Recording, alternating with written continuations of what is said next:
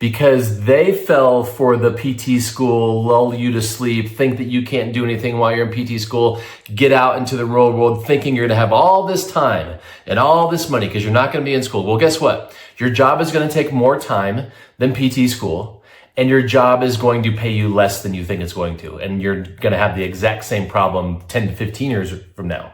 So what I told this person is, why don't you get in the shift now? In 4 months, you'll have a skill set that you can charge more money. So the remainder of the 2 years that you have left, or 1.5 years, whatever it is in PT school, you can actually have an income.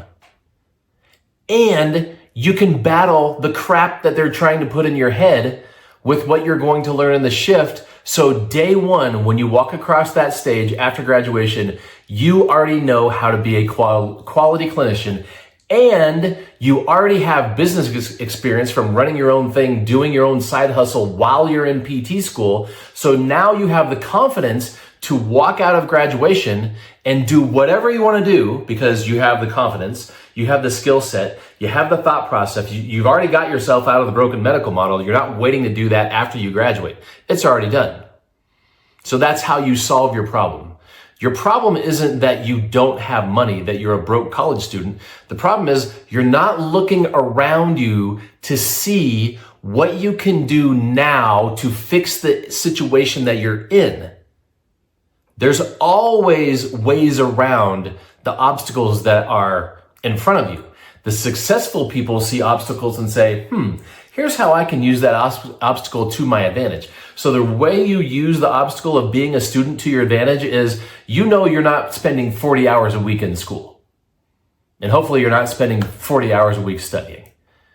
You could be spending the time that you're not in school going through the shift 1 hour a week, then applying that with patients and clients that want to pay you good money. And now you've just figured out, so now you've made school actually something that's helping you because it's giving you time that you're not there, that you could do something else with and make money rather than just sit there and accumulate debt. Okay, so there's situation number one. Situation number two, we've got a PTA who has been working in the broken medical model for 2 to 3 years. They hate it. They don't like what they're doing. They're already starting to apply 180 thought processes. They're getting better results than they were when they were doing the old school protocols and symptom modification crap. So they already know they're getting results just by getting rid of the stuff that they were doing before. They really haven't even replaced it with anything else. They just got rid of crap. So took stuff out of their toolbox. Now the question is, what do they put back in their toolbox to get even better results? So here's my advice to them. Same thing. So they think they're going to save money and get in the shift in 2 years or 4 years. You're not going to save money. If you haven't saved money up till now, you're not going to save money in 2 to 4 years either. They're not going to give you a raise other than 3% per year or whatever they're giving you. So how do you think you're going to save money over the next 2 years to afford to do something in 2 to 4 years that's even going to be more expensive then? The shift now is cheaper than it's going to be in 2 to 4 years. Okay? So you already know you're not going to save that money.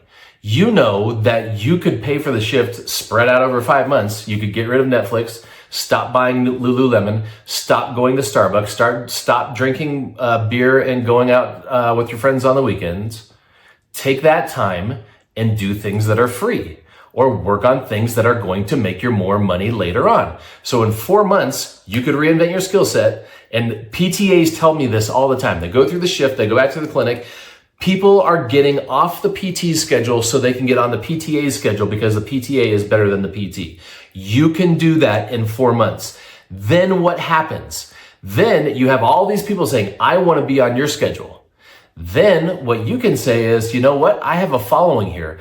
I bet if I just left and opened my own small little clinic with very little equipment, because all I need is my thought process and my skill set, I could open up my own clinic and probably work 20 to 30 hours a week and make a lot more money and be way, way happier doing my own thing.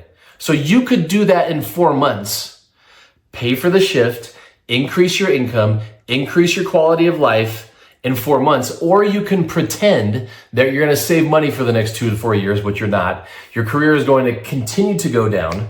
You're not going to get the pay raise that's going to keep you up with the inflation of cost of living, and you're never going to get in the shift. And you're never going to realize what you could have done. Okay. Now, scenario 3, we've got the PT with years of, or the athletic trainer with years of experience. It's the same thing as the other two. Waiting is not going to fix your situation. Cut the things that aren't must-haves. Get into the thing that is a must-have that will actually increase your income, increase your satisfaction in 4 months, and you solved all your problems. And now you're doing what you want to do. Okay? So there's always ways to work around the hurdles. There's always ways to take the obstacle and say, okay, this is what seems to be a negative right now. How can I turn that negative into a positive? Start looking around, and I bet you'll figure out things that you can do. The problem is we've been taught as society to sit back and wait, sit back and save. And while we're doing that, the rest of society is running past us and crushing us. Stop sitting around waiting and thinking that something is going to fall in your lap. It's not. You're going to have to be uncomfortable. If you bought the shift, are you going to be strapped for a while? Yep. That's called discomfort. You know what comes out of discomfort? Success. You know what happens when people never have discomfort? They never go anywhere. They fall into mediocrity. And when their life is near the end, they figure out, wow, I really blew it. I never took a chance on doing what I really wanted to do. Okay? Look around you, figure out where you have ways to do what you want to do, who can help you get there in less than 4 months. Okay. So that's what discovery calls are for. So when you guys get opportunities to get on the phone with me and tell me, this is my situation, this is where I want to go. My job is to say, okay, if I were in your shoes, this is what I would do. Okay. So take advantage of the things that are around you so you can help yourself now rather than waiting for something to happen down the line, which hasn't happened yet. And students, stop thinking that you're going to have money and time when you graduate and get into the real world. You're going to be in the same situation that you're in now, if not even worse. Okay? Let me know if you need help.